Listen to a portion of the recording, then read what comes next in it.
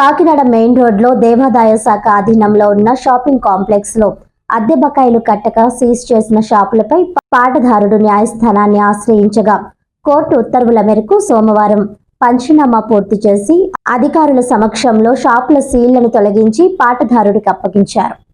ఇక వివరాల్లోకి వెళ్తే కాకినాడ మెయిన్ రోడ్ లో దేవాదాయ శాఖ అధీనంలో ఉన్న విడోస్ హోమ్ భవనంలోని షాపింగ్ కాంప్లెక్స్ లో 4 షాపులు రామ ఆప్టికల్స్ పేరున అద్దెకు తీసుకుని వ్యాపారం చేస్తున్నారు.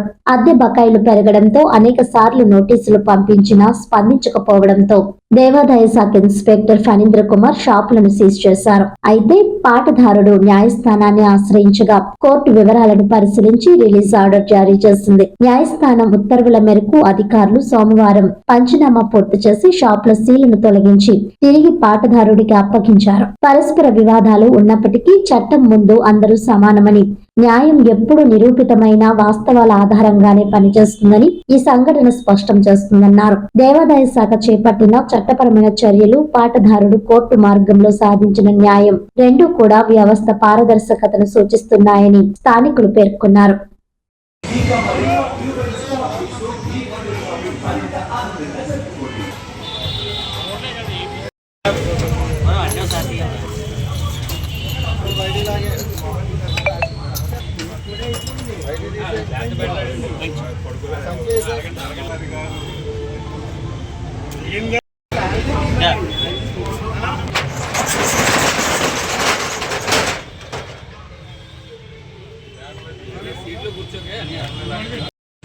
నేను ఇండియన్స్ డిపార్ట్మెంట్ నుంచి ఇన్స్పెక్టర్ అండి. నా పేరు వి ఫణీంద్ర కుమార్.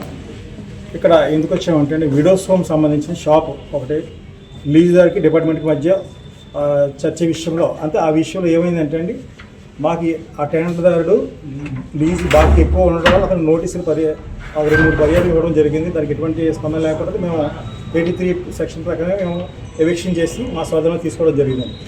దాని దరిమిల అతను కోర్టుకు వెళ్ళి కోర్టు వాళ్ళకి అనుకూలంగా ఉత్తర్వులు ఇవ్వడం బట్టి ఈరోజు షాప్ హ్యాండ్ ఓవర్ చేయడం జరిగింది. మొత్తం కంప్లీట్గా చేసినప్పుడు రెవెన్యూ, పోలీసు, మా డిపార్ట్మెంట్ అందరూ ఉన్నారు. అదే పరంగా ఈరోజు దాని ఎదురుకుండా కూడా సీసీ కెమెరా ఏర్పాటు చేయడం జరిగింది. ఎటువంటిది లేకుండా మొత్తం అన్ని సీల్స్ కూడా ఈరోజు ఓపెన్ చేసి వాళ్ళకి హ్యాండ్ ఓవర్ చేయడం. సాటిస్ఫైడ్ సార్, కోర్టు ఆయనకి అనుకూలంగా ఇచ్చిందంటే మీరు ఎక్కడైనా చేసినట్టు తప్పుగా మీరు ఏమన్నా స్టెప్ తీసుకున్నారంటే దానికి అర్థం మీకు సమాధానం అండి? అంటే ఏంటంటే సార్, అప్పుడు సెక్షన్ 83 ప్రకారం డిఈఓ ఇవ్వాలనేసి నోటీసు కోర్టు చెప్తుంది సార్. అవి మా ఈ ఎగ్జిక్యూటివ్ అథారిటీ ఇవ్వడం జరిగింది, కానీ కోర్టు తప్పుపట్టి. మరి దానివల్ల ఆయనకి కొంచెం పరువు పోయే ఇబ్బంది ఉంది కదా, దానికి సమాధానం సార్? ఇంకా ఇది కోర్టులో జరుగుతుంది సార్. ఇది నేను కోర్టులో ఈ ఎఫ్ఐఆర్ కాబట్టి పరిశీలి చేస్తాను. 16 వాయిదా ఉంది సార్.